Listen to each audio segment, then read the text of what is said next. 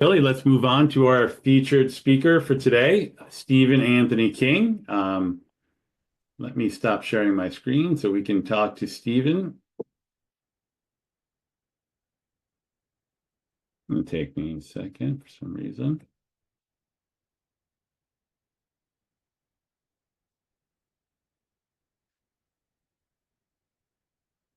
There we go. Welcome, Stephen. Hi, Al. How are you? Good. How are you? I'm great. Thank you for having me. Oh, thanks for coming in and talking to us. Really a pleasure. We're really excited. I don't think I've heard as much buildup for any other speaker. Everyone's like, this is one of our own guys. You can't believe it. He's so motivational, so interesting. So we're so excited to have you here today. No pressure, right? You're getting a bunch of hearts in the chat already, and you didn't even open your mouth yet. Unbelievable.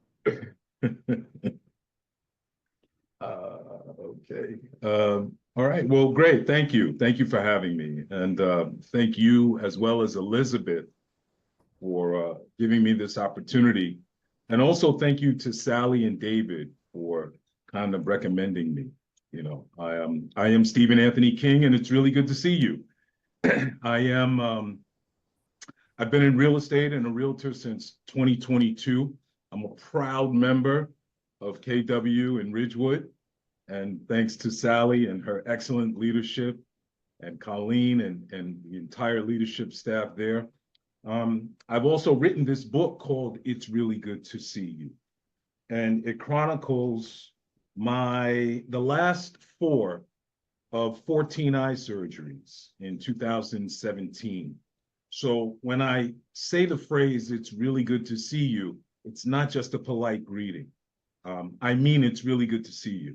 And I'd just like to share this story with you. And I know, we are in a professional setting, but hopefully, my story and the principles incorporated in it can help you personally as well as professionally. Because I'm sure not everyone has gone through 14 eye surgeries, but I'm sure to a person on this call, everyone has gone through adversity.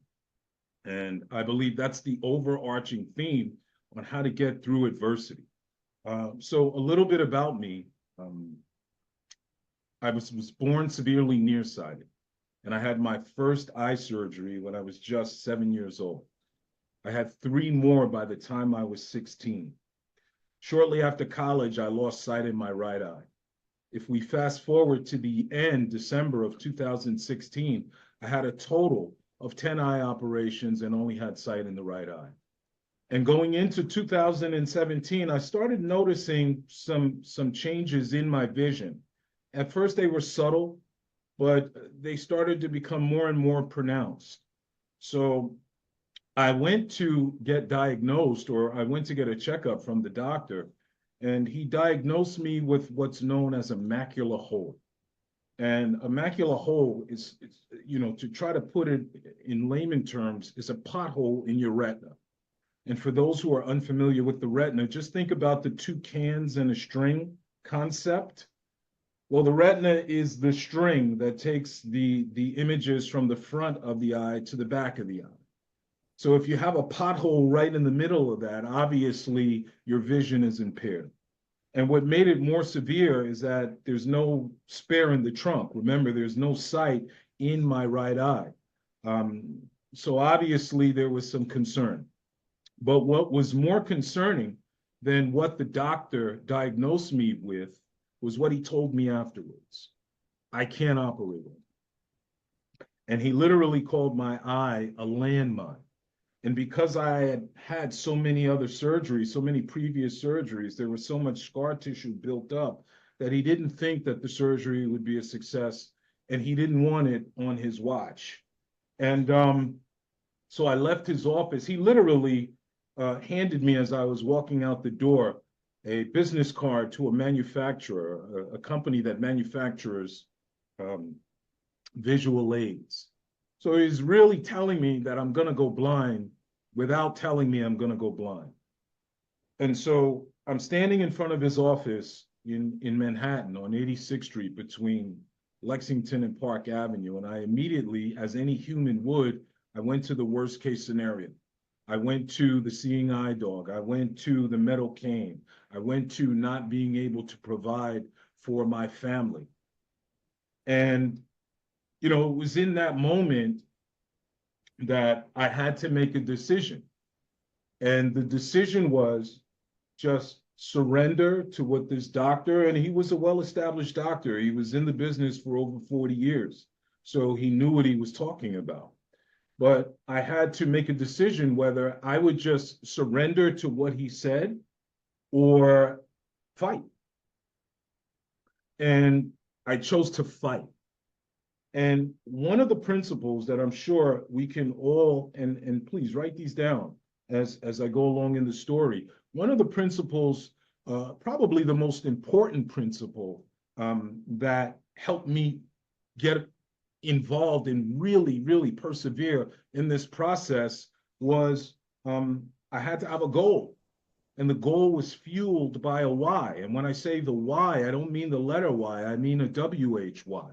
You know, my goal was not to go blind, right? But having the goal wasn't enough. The why behind the goal is what really fueled me. And my why was my family. My why was my wife, my 3 children, and at that time, my granddaughter, because these were the people who depended on me. And to me, it's just really disrespectful to give up when you have people who depend on you. And so that's what fueled me to continue to go on. And, you know, fear also was a motivator.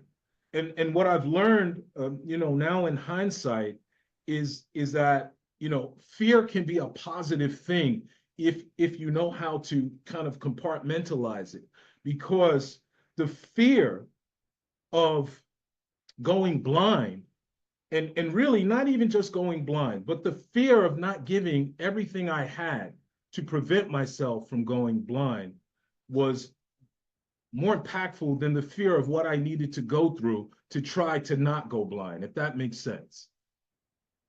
So I decided to fight. And I went and got a second opinion. And that doctor told me the exact same thing. This is what you have, but I can't operate on you. And I left there and I went and got a third opinion. And that doctor said the exact same thing, but he had a caveat to it.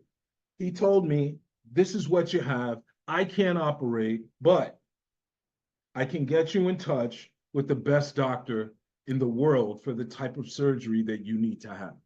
And when I say best doctor in the world, I'm not exaggerating. His name is Dr. Stanley Chang.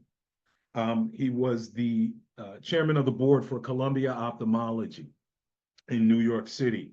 He's created or invented procedures that are widely used today. I can guarantee you, if you go to your eye doctor right now and you mention Dr. Stanley Chang, they'll know who he is.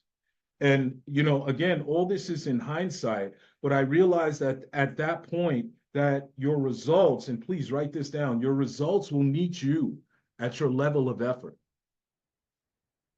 I'll say it again, your results will meet you at your level of effort. Because I could have just given up and taken what the first doctor, his name was Dr. Chess, just what he said. Okay, go get a second opinion. Once the second doctor told me the exact same thing, I could have given up then. But the continued perseverance fueled by the why, right? The goal to save my sight, which was fueled by the why, kept me going until I got the result that I needed, which was this doctor. And, you know, it's one of those things where, you know, again, we all are in adversity. And what I'm learning is to embrace adversity. Because when you think about it, we've all gone through adversity, but we're all here on this call. We've all survived 100% of our worst days. And how do I know that? I'm not a mind reader. I know it because you're here listening to me. We're all on the Zoom. So adversity makes us stronger. And I've learned through this experience, this jarring experience, to embrace the adversity.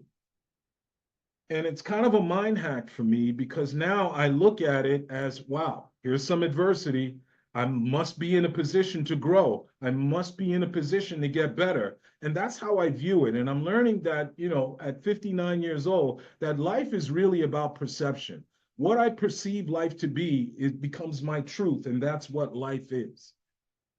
So why not look at things that used to be labeled as disasters, as storms, as the most horrific events in life? Look at them as opportunities. Look at them as challenges to grow, to get better, and maybe to help somebody else.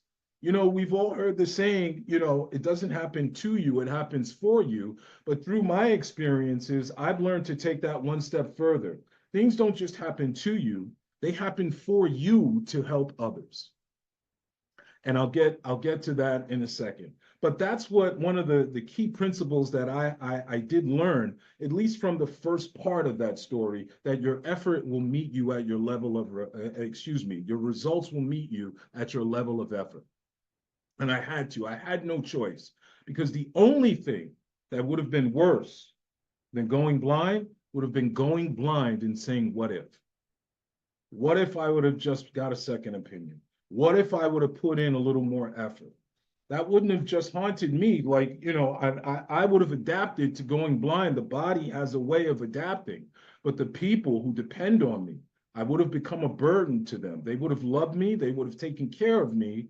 But I, in the back of my mind, would have known that I didn't give everything that I could to prevent this from happening. And the fear of that was greater than the fear of what I had to face to save my sight. And that's the biggest thing for me. So if you're up against some adversity, if you're up against some hard times, because we're human and things become frightful, we are afraid. But just think about the fear of knowing, that you really didn't give your all. I think it's Tim Grover who once said, if you think the price for hard work is too high, wait till you get the bill for regret. And to me, that just summed it up for me. And I immediately took that to my story. So I meet Dr. Chang, and we have the first surgery. And please remember this date, May 16th, 2017. Okay. I'm in Columbia Hospital up on 168th Street in Broadway in Manhattan. And I'm going up for this first surgery, not knowing what's going to happen when I come down. And, leading up to the surgery, obviously there's all this anxiety. There's all this fear.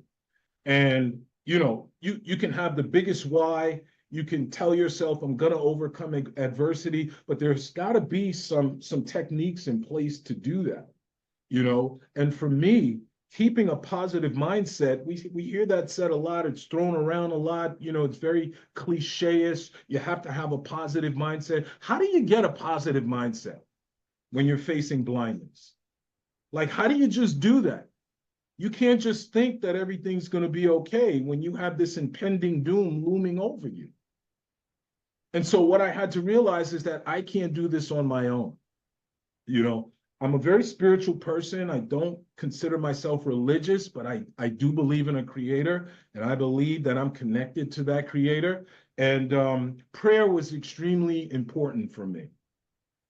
Prayer, meditation, affirmations, visualizations, and actually a support network. That was extremely important for me. One of the things I learned is that when I'm going through something, very traumatic, the best way for me to get outside of myself is to help someone else. So during this time, right before my first surgery, again, the anxiety was intense.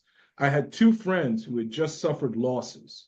One was a pregnancy. A friend of my wife, Tina, and I's was trying to get pregnant, and she lost the baby. And then another friend of ours, his son had just died in a car accident. And the night before my surgery, I called them and I told them, I want to pray with you, not about my situation, but about their situation.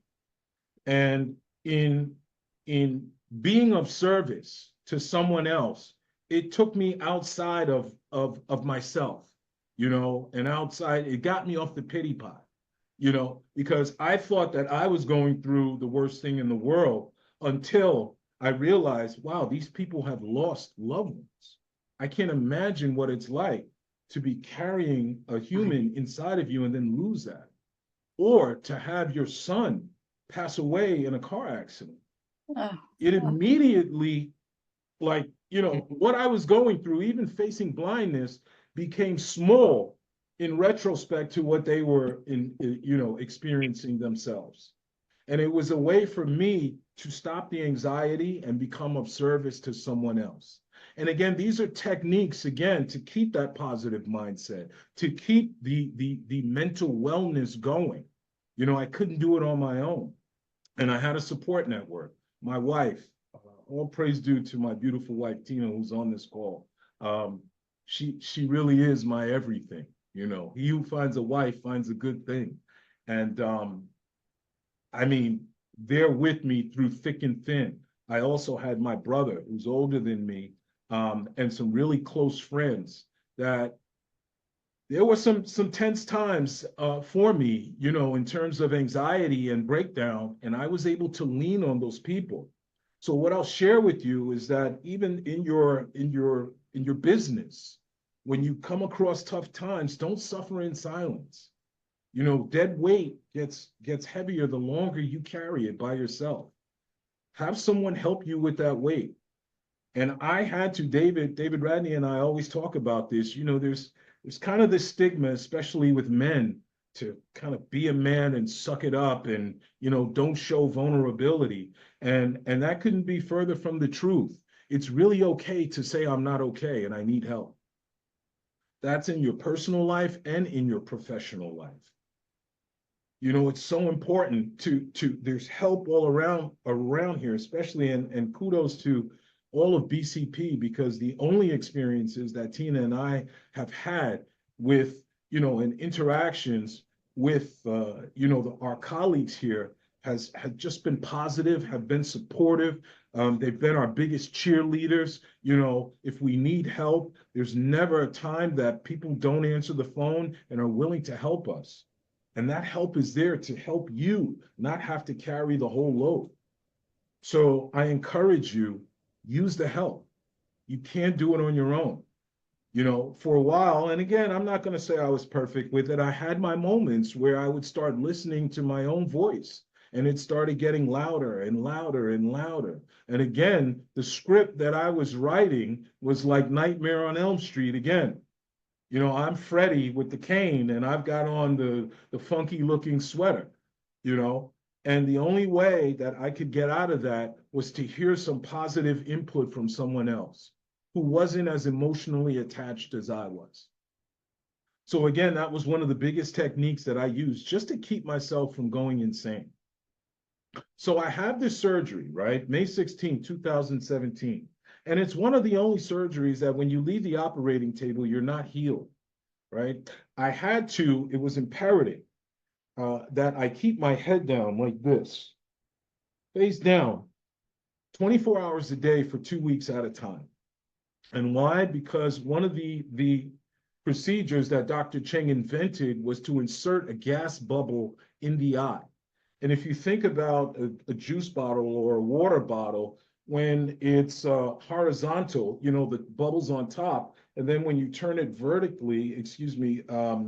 horizontally, the bubble kind of goes up to the top. So that was the concept in keeping my head down. The bubble would rise to the top and support my retina as it was healing. And the success of the surgery was completely contingent upon me keeping my head down 24 hours a day for 2 weeks. Now, in your spare time, just keep your head down and walk around for 5 minutes. You'll start to feel the pressure on the back of your neck. But again, and Les Brown himself told me this, it's again, this whole thing was just packed with enlightenment about, the human experience and how we limit ourselves. He told me, you don't know how strong you are until you find out how strong you are. because if there were any other circumstance that I would have had to keep my head down 24 hours a day, eating, sleeping, waking up, showering, whatever it was, going to doctor's appointments, I probably wouldn't have done it. But again, the fear, knowing that if I don't do this, that I'm potentially going to go blind, uh, was the motive I needed and the strength that I needed to muster up to make sure that I did it. So now everything's going okay. The 2 weeks are up, slowly but surely. My sight is coming back. And small victories when you're in the midst of adversity are important. Here's another key point that I want to talk about, the small wins. I started to gauge my sight coming back by the little ticker tape that would be on the bottom of the TV screen. If I was either watching the news or a sports event, they have the little ticker that runs across the screen. I would start gauging, the progress of my sight by that. When we would drive to our post-op appointments in the city, reading the license plate in front of me was a small victory to me, because again, the overarching, moment, I still couldn't see the way I used to be able to see, but I had to grab onto something to keep me motivated. So those small wins became so significant in the big scheme of things. Just looking for the wins kept my mind positive, kept me in a state of gratitude. And then about 4 weeks later, everything's going okay. And then all of a sudden, things are not going okay. It's a Saturday, and my vision, there was like little pinholes in my vision. It was completely out of the blue. I didn't know what was going on. I told my wife, we've got to go to the doctor. So we go to the doctor. Obviously, Dr. Cheng is not on duty at this time. We go, and the doctor kind of gives me the visual test where you read the eye chart. I couldn't even see the big E on the eye chart, and that's, I believe it's 2,400 or 2,100. I forget what it is, but I couldn't see the big E. He calls Dr. Cheng. They're talking medical talk. He gets off the phone. He says, Dr. Cheng wants to schedule you for an emergency surgery tomorrow, which is Sunday, and it's also Father's Day. So you want to talk about a setback, right? Things are going completely well. I have all these little victories, and then all of a sudden, I'm hit with this setback. Not just the setback of the vision, but the setback of another risky surgery, the setback of having to go through the head down for another 2 weeks, 24 hours a day, the pain and anguish of that, and not knowing if it's going to work that time. And what did I do? I called the people, my support network, so I didn't have to suffer alone in silence. And I got back on the phone and I prayed with some other people the night before the surgery. And it was really like, when he told me, it was a shock, but then it was, okay, let's do it. There was no other choice. Like, what else was I left with? Like, if I don't have the surgery, I'm going blind. And it's kind of the cliche, and you hear it a lot. You miss 100% of the shots you never take. Whatever little chance I had, I was going to take it, and no matter what it took. Again, connecting it to the why, my family. Yes, not wanting to be blind was my own selfish motive, but my family really trumped that. My family was really the motivating factor behind all of this that fueled me. And so we have the surgery. He told me later in that week when I went to the post-op that if I would have waited until Monday to come and get it checked out, I would have been blind. And, that was a scary situation. But nonetheless, I'm starting to kind of realize what's going on here. and I couldn't sleep at night, right? Talking about the mental wellness part of this and dealing with the anxiety and the depression, the emotional roller coaster, right? You know, I couldn't sleep at night. So instead of just laying there and just letting my thoughts wander down that Elm Street, I had to be intentional about my thought process. And going back to how you keep a positive mindset, you have to have a plan when it comes to, you know, keeping a positive mindset. We throw that term around very loosely, but there's some intentionality that has to go along with it, right? So I couldn't read, but Siri became my best friend and audiobooks became my best friend. And I would flood my mind with just positive books, positive sermons. That's all I would consume to counteract the negative thoughts that were always trying to creep in. You know, I would pray as much as I possibly could. Affirmations for me were very important. I would speak in the middle of the night. Sometimes I would wake my wife up. I would speak in the middle of the night. My eye is healed. My retina is healed. I have 20/20 vision because I'm a firm believer that you are what you say you are. Words don't just leave our mouth and like disappear. Words are energy. And when you have enough energy, you create matter. So be careful of the words you speak. Speak nice to yourself. If you say you can, you will. If you say you can't, you won't. You're both right. You're right in both scenarios. So why not talk nice to yourself? And I had to. And the meditation just to quiet my mind from all the racing thoughts. And here's another kind of principle that I want you to write down, right? You must trust your vision and not your sight. Trust your vision and not your sight. And what do I mean by this? Visualization was a part of my mental wellness techniques. My granddaughter that I mentioned in the beginning at the time was 3 years old. And I would visualize watching her walk across the stage to accept her college degree. And I'm acting like a fool in the audience. And I'm going to act like a fool when she, graduates college, just to let you know, little disclaimer. But again, it wasn't just a visualization, but it was really connecting with those feelings, you know, of of of of just joy and adulation. It was, and again, it took me away from the somber part of what I was in the midst in, you know. So trusting my vision, not my sight. You know, in the moment, I couldn't see anything. I was temporarily blind because remember, there's no sight in this eye. This eye is banded, so I can't see. And I had to trust my vision. And again, back to your effort, right? Your results will meet you at your level of effort. Your effort has to be connected to your vision, not to what you see in front of you. Because if my effort was connected to what was going on, remember, there were setbacks. Why do I got to keep this up? You know, it's not working. I forget about it. No, my effort had to be connected to the vision that I'm going to save my sight, that I'm going to be at my granddaughter's graduation, that I'm going to live a quality life with my wife and my 3 children. That's what my effort was connected to.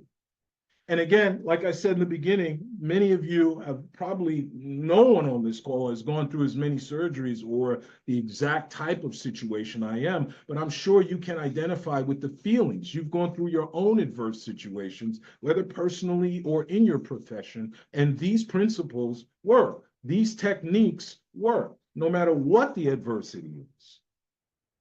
I came up with the title of my book, It's Really Good to See You, when I couldn't see. I started visualizing saying to people, you know, it's really good to see you, and then smiling and saying, you don't understand what I mean when I say that phrase. Before it even happened, there was no thought of a book, there was no thought of anything, just that phrase. It's really good to see you. And I would visualize shaking people's hands and saying it to them and smiling and then telling them my story. So again, trust your vision and not your sight. You have to have a clear goal. You have to have a very strong why backing that goal, and then just don't let that vision go. no matter what happens. Setbacks are only kind of a setup for comeback. And the adversity makes us stronger. I'm better today because of what I've gone through. And I used to question it, like, why did I have to go through this? Like, for what? What was the purpose? And when I get to speak to people and tell my story like I am now, when I have people who have read my book call me or text me or DM me and say, you don't know how much you've helped me, it makes it all worthwhile. It makes it all worthwhile. Things don't happen to you, they happen for you to help others. So now I have this second surgery, right? And I'm going to these post-op, appointments. And every time I go, when I'm sitting in that office, the knots in my stomach, the anxiety, the panic attacks I'm having, wondering if he's going to say, Steve, we got to go in again. Well, that reality happened. About 3 weeks later, after the second surgery on Father's Day, the doctor tells me, Steve, I'm sorry to tell you, but we got to go back in again. And at this point, my prayers are really passionate. I'll just say that. My prayers are really, really passionate, but I didn't give up. I didn't give up. I didn't waver from my routine of prayer, of meditation. They were more intense, my prayers, but I didn't waver from the routine of prayer, of meditation, of affirmation, of visualization, right? Of using my support network, of calling on other people and saying, how are you doing? And at some point, to get back to some sense of normalcy during this time, I was VP of sales for a credit card processing company, and I had about 40 reps on the street in Canada. I started working again to take my mind off of things. My reps would always call me, and I tell you, Siri was my best friend, and I would actually help them close deals over the phone. And I had one of the best months, of my career with that company. And the running joke was, I had my best month with my eyes closed. But again, I'm going back to, you don't know how strong you are until you find out how strong you are. So no matter what's in front of you, it's all how you perceive it, whether it becomes your kryptonite or it becomes your superpower. And, having, visual challenges my entire life, how it impacted my self-esteem, how it impacted my self-worth, how, it caused me to do things that maybe I didn't want to just to feel accepted, how now I share who I am. I would never tell anybody about my eyesight. Never. And now I share this story with the world. And there could be nothing more empowering, right? Or esteem boosting than to share not my disability, but my unique ability to be able to help other people. And that's how I look at it. I don't have a disability. I don't think anybody has a disability. I think we all have a unique ability to help others and empower others. And so I have this third surgery, and it's important that I had a breakdown after the third surgery. Because of the anxiety, every time, once they took the bandage off, there was like, even now, the way I describe my sight is like a 1970 discotheque. There are all these flashing lights and floaters and things going on. And any time that there was something just remotely different in terms of my vision, I would panic, thinking I'm going to have another surgery and go through the head down and all that stuff. And I really had a breakdown, and I tried to be strong for my wife because I know she feeds off of my emotion. And that breakdown really turned into a breakthrough, right? And here's what I'll share about: you lean on your support system. I had to really, well, I was forced, I'll say, to put all that macho man image aside. And my wife saw me in a very vulnerable moment. And the way she supported me, the way she nurtured me, the way she affirmed me, the way she lifted me up was a breakthrough for our marriage. I have always admired and respected my wife, but it took my admiration, my love, and my respect for her to a whole nother level to see what she had to go through. She was literally my eyes when I couldn't see. I mean, she was still working. Her job allowed her to work from home, but I had to. She had to still work and take care of me. And it was.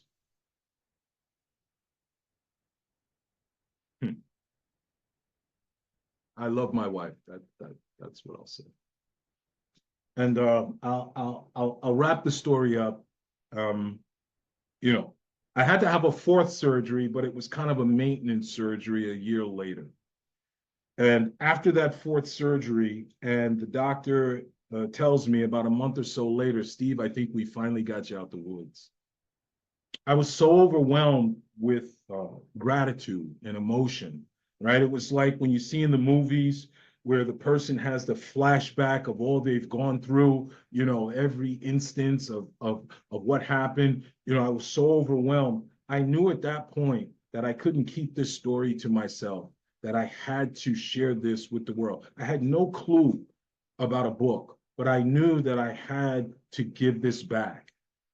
And I told the doctor, is there anywhere I could go speak, whatever? And he said, I don't know about speaking, but from time to time, I have people who have surgeries that are severe like yours. And I said, please give them my number. And not more than a month later, I get a call from a gentleman. And, here's what I'll say. We as human beings, before we put all the labels on ourselves, we're human beings first. Before you're a political party, before whatever ethnicity you are, before male, female, we are human beings. And we're all the same at that core, right? Because this gentleman who called me could not be more opposite than me in just about every demographic possible. But the one thing we had in common was our sight. And nothing else mattered but me helping this gentleman overcome what I had just gone through. Things don't happen to you, they happen for you to help others. And as chance would have it, I talked him off the ledge. He wasn't certain if he wanted to have the surgery. I talked him into going to the surgery, and I said, you know what? I'm going to escort you to the surgery. So not more than 2 months removed from my final surgery, I'm sitting in the same hospital, but I'm in the waiting room. And it's this surreal experience. While he's upstairs getting operated on, I'm like understanding what my wife was going through while she was in the operating room. It was so intense that, the staff members remembered me and they were like, what are you doing here? And I told them that, I'm here to help somebody else. And he went through the surgery, and his surgery was a success, And as I'm driving him home from the surgery, he said, wow, just a couple of months ago, you were up on that operating table, and now you're driving me home after my surgery. And again, it was one of those overwhelming moments of gratitude. Like it's really like a movie when I think about it. And I'll sum it up by saying, and please write this down. Everything you want in life is right on the other side of not giving up. In your personal life, in your professional life, as long as you do everything you can, and we know when we do everything that we can, as long as you can look at yourself at the end of the day and say, I've done everything I could, then you'll be all right with that. I know I'm satisfied with that, to know that I did everything I could. And I'm here to say, it's really good to see you all. I'm Stephen Anthony King. Thanks for allowing me to share this story with you. I appreciate it. Thank you. Thank you so much. This was so motivating and so inspiring. It was really amazing. I'm thinking it's so nice to kind of take a step back instead of focusing on just specific business and success, and look at the big picture like you're helping us do. It's amazing.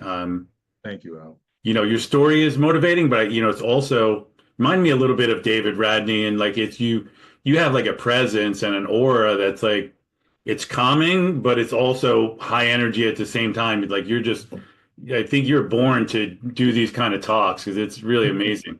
Do you have time for any questions? If anybody has I questions, do. I'm here as long as everyone else is, for sure. I have two quick questions. Selfishly, I'll go first, and one of them is more kind of just tactical. So I want to make sure I understood this story. I was thinking about when you're talking about you had the issues with your eye, or very early in life, and then the other eye later on. Were they at all related, or was that just like a not happy coincidence that you had two eyes struck by different maladies, or was it related? It was related. That's a great question. So when you're born severely nearsighted, the shape of your eye is different. If you think of a regular eye, it's an oval shape and like an egg. But when you're nearsighted, it's more tubular. It's longer, and that actually stretches the retina. And if you think about the concept of a rubber band, when you put too much tension on it, it's more susceptible to tears. And that's actually what happened to me. So they were related, all retina related surgeries. And being athletic, I played college basketball. And forgive the sun. I'm trying to get out. The sun is setting and it's coming through my window. It But gives you kind of more of an aura there. It looks like, like yeah, light is shining down on you. maybe some smoke going up. Yeah. But being athletic and getting hit in the head playing football, basketball, that actually, contributed. The trauma to the head and the eye contributed more to the surgeries. Okay. Detached retinas was really the primary, surgeries that I had. They were all retina related.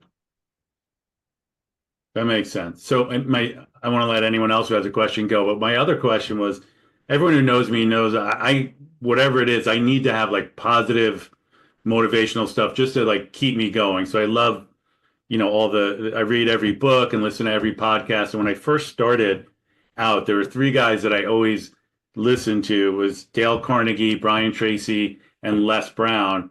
And you mentioned his name, and then I saw he did the forward. Do you actually know him? I do, and I'll give you a story. Again, trusting your vision and not your sight. And the answer is yes, I do know him. After I helped the gentleman with his surgery, the thought came to me to write this book. This is in 2018, maybe September, October, right? Not a page written, not a word thought of, just the concept of writing the book. And I would visualize sending emails to three people, with the title, "It's really good to see you," because remember, I came up with the title during the surgeries. The three people that I would visualize sending these emails to were Oprah Winfrey, Steve Harvey, and Les Brown. And in 2021, during the height of COVID, if anyone remembers the app, what was it called? Clubhouse. It was kind of this social networking app where you can go on and you set up your own little room and people would talk and chat and all that stuff. Les Brown had a room on Clubhouse. And, the book is written. I'm in the midst of editing it. And my wife tells me it's a Friday night. I remember it like it was yesterday. She was like, Les Brown's on Clubhouse. And like you, he's one of my heroes. I would listen to all his YouTubes, all his tapes as far back as the 90s. And she said, you need to get on. We started realizing that people were doing little 3-minute keynote speeches for him. And my wife was like, you need to get on. And I was like, I'm too tired. I had been up for about 18 hours editing the book. And, the power of a wife, right? And she said, you mean to tell me you're too tired to talk to Les Brown? Right? And it cut me to my soul. So I got up, I put on a pot of coffee, I paced my living room floor, true story, for 2 hours to wait my turn to speak to him. I spoke to Les for 4 minutes. And in those 4 minutes, he offered to write the foreword to my book. And from that, I joined his coaching program and actually moved up the ranks into his leadership team. And, it still boggles my mind today. Les Brown will call me Wow. and just say, I miss you. But again, it all goes back to that visualization back in 2018, sending him an email with the title, "It's really good to see you," to that manifesting into him writing the foreword to the book. When I say it, like it's really hard to believe, but it's true. Wow, that's amazing. What I thought you were going to say was, it reminded me of, this scene is in so many movies. You said your wife said, "Do you want to talk to Les Brown?" I thought he was on the phone. You've seen so many movies, and it's like the president's on the phone or Tom Brady's on the phone, and they don't believe it, and they're like, "No, this isn't you," and they hang up on him. That's what I thought you were going to say. Yeah, no, That's an amazing story. Thank you so much again. I don't want to hog all the time, and you're taking extra time with us, so I appreciate it. I know David had a question as well. Actually, I don't really have a question. I wanted to say, Al, thank you for comparing me to Stephen, because I look up to this guy. He's helped me so much with my public speaking and just being a better man. And that whole conversation we have about it's okay not to be okay has really helped me tremendously in my life. Steve, I just want to say this, though. What you shared today, I really needed to hear after coming off of Unleash the Power Within with Tony Robbins and getting a lot of clarity on what I need to do differently and how I need to show up for my family. When you said it's disrespectful giving up when people are depending on you, dude, that hit me, because that's it, right? Like we got this big why, and so many times we don't show up for ourselves. It might be fear of success, fear of failure, whatever it is. But when you said it's disrespectful, I'm like, you know how I feel about my wife, just like you feel about Tina. I'm never going to disrespect that woman by not putting in a full day's work to get to where I need to be. And I love that you shared that. That hit me hard. I just want you to know that, man. That was good. Thank you. That was good. You. And for those of you who don't know Les Brown, how big of a deal that is, he was, to put in perspective, he was Tony Robbins before Tony Robbins was Tony Robbins. Like, he's that kind of guy, like that famous, that impactful, amazing. Sally had a question. I think you're on mute.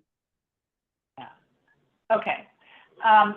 It's not a question, it's a request. If you could just tell a quick little vignette of what you are doing with kids in Harlem that you told me. Just give everyone an idea of where you have taken this journey now. Well, thank you, Sally. And Sally, thank you for being you. You are just such a nurturer, both personally and professionally. Tina and I adore and love you. You have no clue, so thank you for just being Sally. And thank you for the question. So I teach social emotional learning workshops in New York City high schools. I think it's so important, again, sharing my story, because this is just one of the facets of my story. There's a whole drug addiction story that I have, and now having 26 years and 10 months, clean and sober, I use my life experiences to go back into the public high schools and just what I'm doing now, just share my story and let them know that there's a different way. And I always use my story because I think it's important for them to know that, I was once them. I am them, because a lot of times as teenagers, kids, oh, you don't know what I'm going through, this and that. Yes, I do. I was there. I grew up, in a dysfunctional household, but I made it through. And the message is you can be anything you want. And but not just the motivation and kind of tapping into the emotion. I give them practical, applicable skills and techniques to implement right away to start them on that path. And for me, I've chased a lot of money. I've made a lot of money. There's nothing more fulfilling and gratifying than being able to help those youngsters, you know, at least plant seeds that hopefully will take root and harvest at some point in their life. It's really a life's purpose, and it's very fulfilling. So thank you for allowing me to elaborate on that, Sally. Awesome. Well, we already kept you over time. I can't thank you enough. I don't know if you had a chance to, Stephen, to read the chat, but it's filled with people thanking you and saying how inspirational and how great this was, and just thanking you for taking the time to share your story. So Thank everybody. thank you so much, and look forward to hopefully seeing you around the Market Center. Awesome. Thank you, Al. If you don't mind, Al, I'll have my wife put the link to the book in the chat if Oh anybody yeah, please do. purchase it. And we'll also, when we email out the recording, let us know anything you want us to send with it, the link to the book, or anything else you have to promote. We'll email it out to all of BCP. Thank you. I appreciate it, Al, and thank you, Al, for what you've built. I've got a lot of respect for you, and Thank you. And you're a role model to so many. So thank you. Yeah, it doesn't feel like that when I hear your story. It doesn't compare to what you've been through. But thank you for saying that. I appreciate it. Thank you, and thank you everyone for listening. And everyone, if you can click on that link, and I think the next book club book should be Stephen's book. So let's buy it in bulk. All right, thanks everybody. Thank Bye. you, everyone. You guys.